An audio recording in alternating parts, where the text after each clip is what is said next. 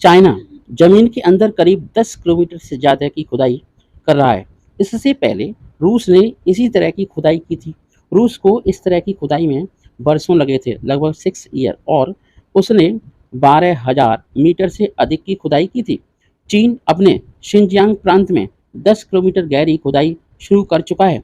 इस तरह खुदाई काफ़ी मुश्किल होती है, क्योंकि एक निश्चित गहराई के बाद जमीन की सतह से नीचे से खौलता हुआ लावा निकलता है और मशीनें भी पिघल सकती हैं। वैज्ञानिक जिज्ञासा से ही होती है खोजें, मतलब जब तक आप साइंटिफिक अप्रोच नहीं रखोगे, कोशिश नहीं करोगे, तब तक नई चीज़ें नहीं आएंगी। और आने वाले टाइम में वैज्ञानिक साइंटिफिक अप्रोच ही आगे बढ़ाएंगे हमारी इकोनॉमी को। दो तरह की चीज़ें वैज्ञानिक करते हैं। पहली बात तो जिज्ञासा की ही है कि हमें खोजना है, पता लगाना है कि क्या हो सकता है। हर एक वैज्ञानिक बस जानना चाहता है कि बाकी उसका नतीजा क्या होगा, वो बात की बात है, वह बात की बात है। दुनिया की सारी महत्वपूर्ण खोज इसी जिज्ञासा की वजह से ही हुई है। जैसे फैराडे ने एक घुंडी में मैग्नेट को घुमाकर देखा तो बिजली बनी। बाद में वह पूरी दुनिया में क्रांति ले आया, मतलब मैग्नेटिक इंडक्शन हुआ, जब किसी मैग्नेट को किसी कॉइल के बीच में मूवमेंट कराया या कॉइल को मैग्नेट के अराउंड में मूवमेंट कराया। हमारी दुनिया रोशन हो गई। मतलब अगर फैराडे ने ये करीब 1000 एक्सपेरिमेंट नहीं किए होते तो आज हम अंधेरे में बैठे होते। बाकी खोजों के साथ भी यही बात सिद्ध होती है, लगी हुई है और उसके साथ रिलेट करती है। ज़मीन के नीचे का तो हमें मालूम है कि 2 किलोमीटर से 100 किलोमीटर की है, क्रस्ट है, फिर मेटल है, उसके बाद लावा है। समंदर के अंदर से 2 किलोमीटर तक ही क्रस्ट है, उसके बाद लावा निकलने लगता है। तो सैद्धांतिक तौर से, साइंटिफिकली अगर हम देखें, चीन को पता है कि क्या है, क्या करना है। लेकिन अब तक सबसे डीप डिगिंग रूस ने की थी, वो है 12 किलोमीटर नीचे तक गया था, 12,000 मीटर तक, और उसमें 6 साल लगे थे, क्योंकि उसके अंदर जाने पर आपका मेटल जो आप यूज करते हैं खुदाई के लिए वो बिगड़ने लगता है। तो चैलेंज ये भी है कि उस धातु को खोजें और वहाँ खुदाई करने के लिए कुछ नई तकनीक इजाद करें। इससे क्या होगा, आपके पास टेक्नोलॉजी डेवलप होगी, आप नई मेटल को डेवलप कर पाएंगे, उच्च तापमान पर काम करने वाली मशीनें वगैरह मिलेंगी। दूसरी बात ये भी है कि भविष्य में ऊर्जा का पूरा स्रोत जियोथर्मल एनर्जी ही होने वाली है। बचपन में अगर आपने कोई साइंस फिक्शन पढ़ा हो जिसमें आपने मतलब भारत को भी इस क्षेत्र में सोचने की काफ़ी जायज़ ज़रूरत है। रूस ने जो खुदाई की उसके बाद रोक दिया। रूस ने अपनी अस्थिरता भी उजागर की है। चीन पिछले 10-15 वर्षों में शिक्षा के क्षेत्र में काफ़ी आगे बढ़ाया हुआ है। एजुकेशन पर अमेरिका से भी ज़्यादा निवेश करता है, इन्वेस्टमेंट करता है, हमसे तो ज़्यादा करता है। हमारा तो कोई मुकाबला है नहीं, क्योंकि उसकी जीडीपी और हमारी जीडीपी में करीब 8 टाइम अंतर है।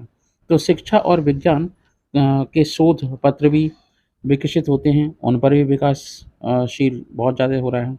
वह बहुत अधिक खर्च करता है। हमारे यहाँ भी यह होगा, तभी विश्व गुरु हम बन पाएंगे। केवल सपना देखने से काम नहीं चलेगा, हमें उसकी ओर, विश्व गुरु बनने की ओर हमें अपना कदम आगे बढ़ाना है और तभी हम आगे बढ़ेंगे। और आप जानते ही होंगे कि यूनिवर्सिटी को भी रिसर्च लैब में बदलना होगा। स्कूलों की हालत इतनी ख़राब है कि वो केवल सर्टिफिकेट देने तक ही सीमित रह गए हैं और उनकी हालत हमें सुधारनी पड़ेगी। एजुकेशन सिस्टम में यूनिवर्सिटी केवल डिग्री बांटने की दुकान बनकर रह गए हैं, जबकि सभी विकसित देशों में ऐसा नहीं है। यूनिवर्सिटी में फंडामेंटल रिसर्च होती है और फिर उसे इंडस्ट्री आगे टेक्नोलॉजी में बदल देती है। चीन अगर इस क्षेत्र में निवेश कर रहा हो है तो उसे नतीजे साइंस फिक्शन के अकॉर्डिंग उन्होंने पूरी एक कॉलोनी ही बना डाली। कहाँ पर? ज़मीन के अंदर। आप जानते हो ज़मीन के अंदर गर्भ में जो लावा होता है काफ़ी गर्म होता है। इससे भी ऊर्जा उत्पादित की जा सकती है, एनर्जी प्रोडक्शन हो सकता है, क्योंकि वह ज्वालामुखी की तरह और काफ़ी उच्च तापमान वाला होता है। वैज्ञानिक शिक्षा पर बहुत कम हमारा खर्च होता है। अगर हम वैज्ञानिक शिक्षा पर खर्च करें ईच एंड एवरी कंट्री के अकॉर्डिंग, जैसे जितने भी आपके विकसित विकासशील देश हैं। मज़ेदार चीज़ ये है कि चीन ने शुरुआत की और अपना एस्ट्रोनॉट भी भेज दिया। यह देश की नींव होती है कि हम साइंस एंड टेक्नोलॉजी में कितने आगे हैं, स्पेस साइंस में कितने आगे हैं। हालांकि भारत काफ़ी कोशिश कर रहा है, जो तकनीक देता है। डिस्कवरी बहुत ज़्यादा ज़रूरी होती है किसी भी देश के विकास के लिए, किसी भी देश की तरक्की के लिए। इस तरह की डिस्कवरी और इंक्वायरी होनी होती रहनी चाहिए और होनी भी चाहिए।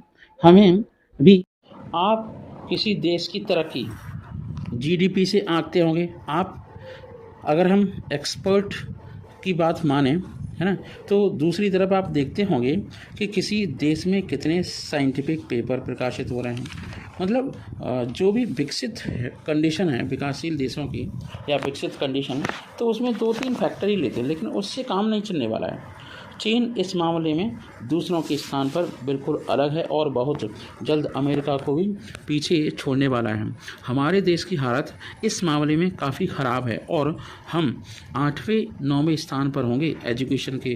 अगर हम पॉइंट ऑफ व्यू से देखें तो चीन की तरह भारत को भी इस तरह के काम करने चाहिए। और चीन न्यूक्लियर फिशन पर भी वर्क कर रहा है। वह अगर पूरा हो गया तो एनर्जी के मामले में सबसे बड़ा हो जाएगा, मतलब अमेरिका से भी आगे निकल जाएगा। और अगर हम ये भी देखें कि जो उसने खुदाई की है, ड्रिलिंग कर रहा है ना, तो उससे जियोथर्मल पर भी वर्क करेगा। और केवल सवाल यही है कि चाइना ड्रिलिंग केवल कर रहा है जियोथर्मल, क्योंकि अब फ्यूचर जियोथर्मल यहाँ तक का किसी बहुत सारे साइंटिस्ट का अभी तक ध्यान नहीं गया है, लेकिन मैं मानता हूँ कि जियोथर्मल एनर्जी ही काम में आने वाली है। क्योंकि पेट्रोल पर चाइना की निर्भरता बहुत कम हो जाएगी अगर जियोथर्मल एनर्जी, क्योंकि चाइना को काफ़ी पैसा खर्च करना पड़ता है, जिसके कारण बहुत सारा जो आपका एक्स्ट्रा खर्च होता है। और इसके कारण से एक्टिविज्म और आतंक का भी बाजार बना है, उससे भी वह मुक्त हो जाएगा, मतलब चाइना। फिर पेट्रोल से तो प्रदूषण भी बढ़ता है, आप जानते हैं। अगर 25 साल में इसको कंट्रोल नहीं किया गया, मतलब सारे देशों को, पूरे वर्ल्ड के सारे देशों ने अगर कंट्रोल नहीं किया, तो ग्लोबल वार्मिंग दुनिया का सबसे बड़ा मुद्दा हो जाएगा और करीब 15 और 20 देश तो पानी में डूब ही जाएंगे ग्लोबल वार्मिंग की वजह से। तो इस तरह से उपाय हमें खोजने होंगे, विचार दूरदर्शी रखना होगा। पेट्रोल और डीजल के मुकाबले पर्यावरण को नुकसान पहुंचाए बिना चीन ने जो खोदना शुरू किया है, उससे भूकंप के बारे में भी जानकारी मिलेगी, ज़मीनी डिस्टर्बेंस के बारे में भी जानकारी होगी। बहुत चीज़ें ऐसी होंगी जो उसे पता चलेंगी, मतलब चाइना को। अब देखो, जो रिसर्च करेगा, जो चांद पर जाएगा, फ़ायदा उसी का होगा। तो भारत को भी इस क्षेत्र में सोचने की ज़रूरत है। जय हिंद, जय भारत।